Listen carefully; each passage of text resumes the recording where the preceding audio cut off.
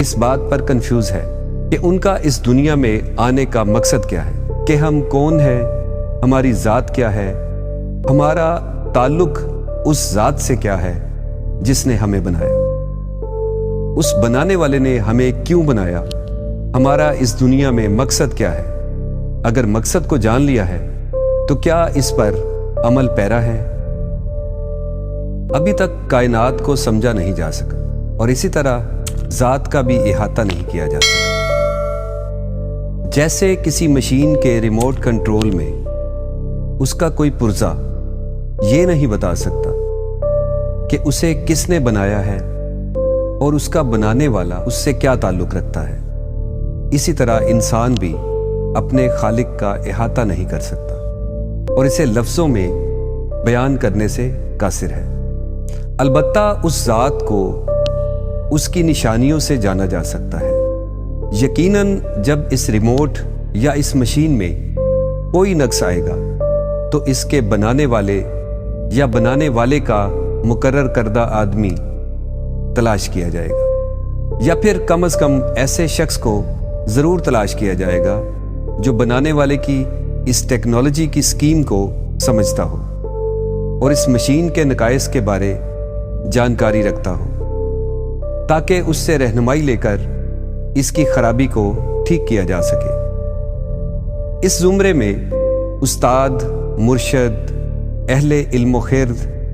سب سے رہنمائی لی جا سکتی ہے۔ یہاں یہ بات سمجھنا بہت ضروری ہے کہ اگر جسمانی مسئلہ ہے تو ڈاکٹر، حکیم، وید کی ضرورت ہوتی ہے، اور اگر معاملہ روحانی ہے تو کسی ایسے فرد سے ملاقات جو نفسیات کا ماہر ہو، اس کی رہنمائی کی ضرورت ہے۔ اسی طرح اس دنیا میں ان گنت علوم ہیں، اور یہ ممکن نہیں کہ کوئی اکیلا فرد تمام علوم پر دسترس رکھے۔ جیسے آج کے جدید سائنسی دور میں بڑے سے بڑا سائنسدان بھی اپنے میدان میں کسی ایک یا چند شعبوں کا ماہر ہو سکتا ہے، تمام شعبوں کا نہیں۔ دنیا میں تمام علوم جاننے کے ساتھ یہ جاننا ضروری ہے کہ ہم کون ہیں، ہماری ذات کیا ہے، ہمارا تعلق اس ذات سے کیا ہے جس نے ہمیں بنایا، اس بنانے والے نے ہمیں کیوں بنایا، ہمارا اس دنیا میں مقصد کیا ہے۔ اگر مقصد کو جان لیا ہے تو کیا اس پر عمل پیرا ہے؟ ویسے اگر عام طور پر دیکھا جائے تو اکثریت اس بات پر کنفیوز ہے کہ ان کا اس دنیا میں آنے کا مقصد کیا ہے۔ جس کو اتفاقاً جو کام ملتا ہے وہ اسی کو پورا کرتا چلا جا رہا ہے، چاہے وہ خود اس کے لیے اور معاشرے کے لیے زہر قاتل ہی کیوں نہ ہو، اس کے لیے بے سکونی کا سامان ہی کیوں نہ ہو۔ اپنی ذات کو جاننا اس ذات کو جاننا ہے جس نے ہمیں تخلیق کیا، کیونکہ اس نے کہا میں نے انسان کو اپنی صورت پر پیدا کیا، اور اگر اس کو جاننا ہے اپنی ذات میں ڈوب کر اپنی زندگی کا سراغ ملتا ہے۔ اگر کوئی اس ذات کا ادراک حاصل کر لیتا ہے تو ایسا نہیں کہ وہ سب جان گیا، بلکہ جتنا اس کا دائرہ اختیار ہے اس قدر اس کو آگاہی ہوگی۔ مثال کے طور پر پورے باغ میں سے آپ کی مٹھی میں اتنے ہی پتے آ سکتے ہیں جتنا آپ کے ہاتھ کا سائز ہے۔ اس کے علاوہ ایک اور مثال دیتے ہیں۔ جیسے سائنسی طور پر کہا جاتا ہے کہ انسان کے جسم میں 50 ٹریلین سیلز موجود ہیں، یعنی ہمارے جسم کے 50 ٹریلین حصے ہیں، اور ہر حصہ، ہر باڈی سیل اپنی علیحدہ علیحدہ انرجی رکھتا ہے اور وہ اس کا مالک ہے۔ ہر ایک سیل اندرونی اور بیرونی ماحول سے متاثر ہو کر عمل یا رد عمل کا اظہار کرتا ہے۔ اسی طرح سے ہر سیل اس پوری کائنات سے جڑا ہے۔ کائنات میں ہونے والے چھوٹے سے چھوٹے اور ہر بڑے سے بڑے عمل کی وجہ سے دوسری باڈیز یعنی اجسام پر اثر پڑتا ہے۔ اس کی مثال یوں سمجھیے جیسے آپ ایک قطرہ ہے، اور جب آپ سمندر میں ہوں تو آپ کو بھی سمندر ہی کہا جائے گا،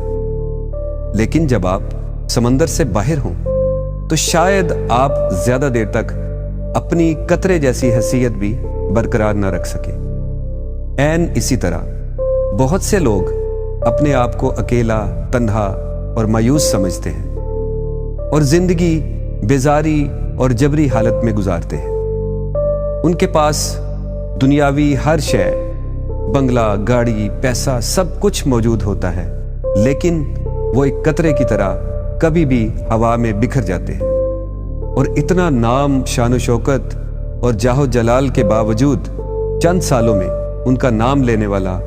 कोई नहीं बचता और इस सफाए हस्ती से उनका नामो निशान हमेशा के लिए मिट जाता है। यही वजह है कि ये लोग दुनिया में मादी लिहाज से कामयाब तो मान लिए जाते हैं, लेकिन उनके अपने अंदर दुख, दर्द, अना,